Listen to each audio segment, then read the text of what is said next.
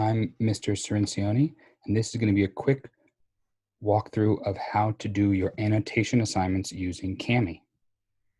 First step, go to your class homepage and navigate over to modules. Find the annotation assignment you want to work on. And then there should be a link which will open it in a new window using the Cami app. You can see it's in Cami. It's loading. I'm going to walk you through all the most important tools for accessing Cami and doing the annotation, at least the ones that I'm familiar with so far.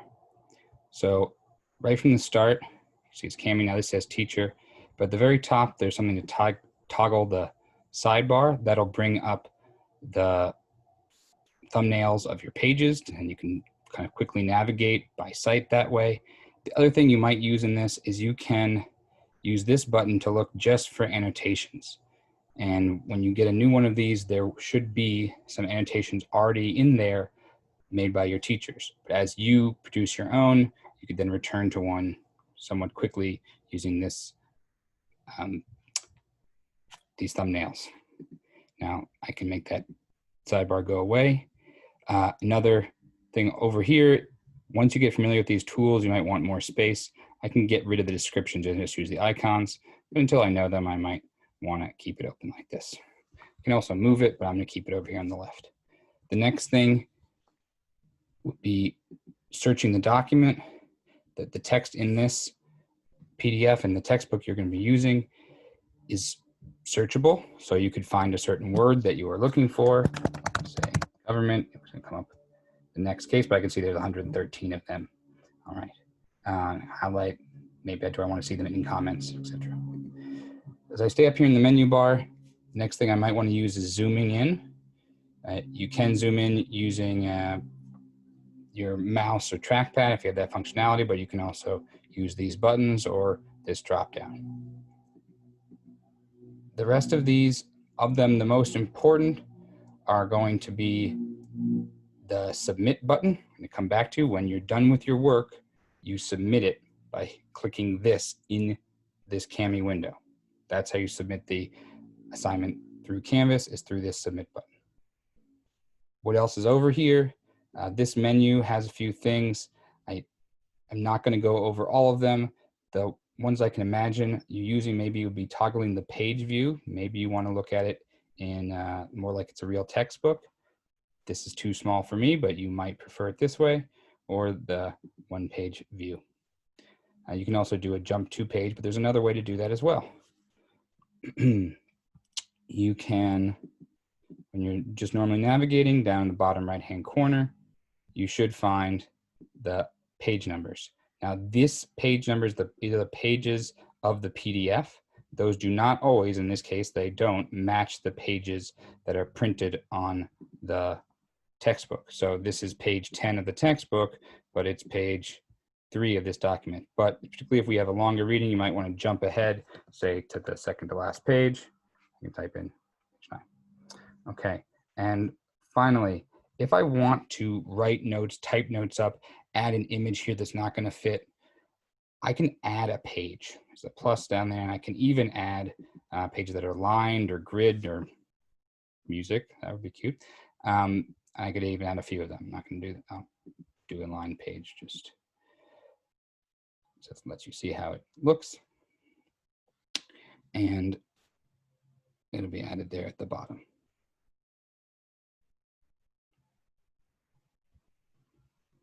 So there's my line page, and I could then put notes and images, etc. on there if I didn't have enough space. Let's go back to the beginning. Next, we have the selection tool. That's your basic tool. I believe that's what it defaults to. I can select items here. If I want to move around, I'm using my trackpad on my computer, but you can use the hand tool to manipulate the pages. This will let you select annotations, but really only annotations. The next tool here that you might use, it's actually quite high functioning dictionary. And how you would use this this is going to be typical of a lot of these tools, which once you have the tool selected, you select some part of your document, in this case, a word, and it will then kick in its functionality. In this case, well, part of this chapter is what is government? So say I want to get the dictionary definition, I highlight it and it pops up with some definitions. How about civic? Different adjective forms. The next useful tool here is text-to-speech. This could be something that a lot of you like to use if your eyes are tired or you want to listen for a while. We've come a long way in automated speech programs. If you use text-to-speech, you can then select some portion of text or even tell it to read the page. And set the speed and the voice. I find that the Google voices, which are, I think they're in alphabetical order. No, sorry, they're at the bottom. And this is US or UK English. I find the Google voices are more clear, but you can also, well, if it were in another language, you could have it read it in another language. These other voices, I think, are a little more robotic, but they're also in accents. If you would prefer to hear English in a different accent, you can scroll through these, and the names are often associated with the accent. But I like the Google ones, and for some reasons, largely tied to our colonial past, I find, and I think many people do, UK English accents to sound continue to influence government. The right of citizens to participate in government is an important feature of democracy, and over the centuries. If I find that's too fast, I could slow it down or even speed it up. Next, markup. This is mostly going to be for highlighting. I want to highlight some text. I can choose the highlighter. I can choose what color I want to do it in. I like green. I'm going to highlight under what is government. Government affects all aspects of people's lives. That is important. I don't want to comment on it. I just want it to stand out. But if I'm looking at this paragraph, and I think this whole thing is important, I might want to use the box highlighter. Maybe I'll use another splashy color, and it will highlight this in a big box. You could also use Strikethrough or Underline. Again, these do pretty much what they sound like. I can choose the color, and in this case, I'm going to underline this because I think it's not so great. Their definition of government, when I highlight it, it then uses the tool, in this case, underlining. This comment tool is, I think, you will use the most. That is how this annotation, which I previously made, how that was made. Again, once you've selected the tool, when you select text, it will apply the tool to that part of the text. So this is what I would think most people use the most often.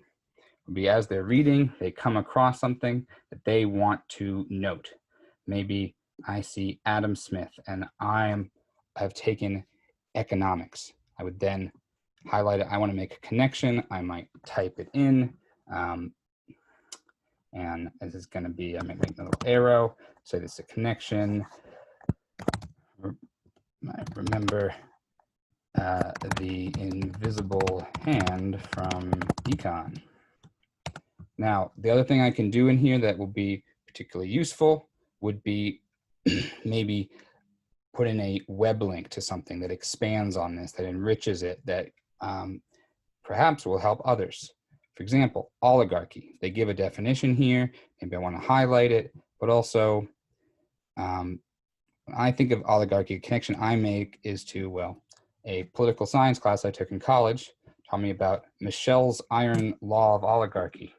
And this is quite fascinating. I won't read the page, but I find out about it, and I'm going to link to this Wikipedia page about this theory that basically states that who says organization says oligarchy, that inevitably any organization will evolve into a small group truly holding the reins of power. This lines up very well with elitist democratic theory. But I've found that. Now I want to go link it in. I'm going to paste that link right in there. I could also do a voice comment or video comment or even screen capture. I think those are most likely to be less useful for you in doing your annotation because it's harder to quickly refer to them or find them, but you could use those as well. If there isn't text you want to highlight, you just want to write something, you could use a text box. Oops. You make a text box. Yeah. And for some reason, there it is.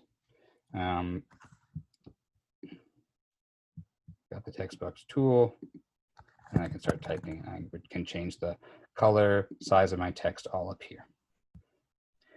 If I want to insert some, if I was doing this in math or I want to insert some special character, I might use the equation, and I have some special characters. Like this arrow is what I used the first page because I think that was snazzy, though you could use obvious other things to make arrows. And then I could put it right in there. Okay. You can draw, of course, freehand, change the transparency, add shapes, and erase these. You can also add an image to this, and you can do it from your computer, from Google Drive, or even add a very small number of stickers that seem to all be Fox themed. And you can even do a Google search for something. And I might want to find something for authoritarian. I can see, oh, this is an interesting axis, or if I click on them, I can see where they come from. Ooh, the Wikipedia page for dictatorship, political map bias, or there's two different types of political compass. I'm going to use this one, and I might want to throw it here on the page. Okay, there are some more tools, but that's all the ones I'm going to show you. I'm going to finish up that if I am done with this, I'm going to go and hit submit. I'm done with this video for now. I hope it was helpful. Thanks and happy studying.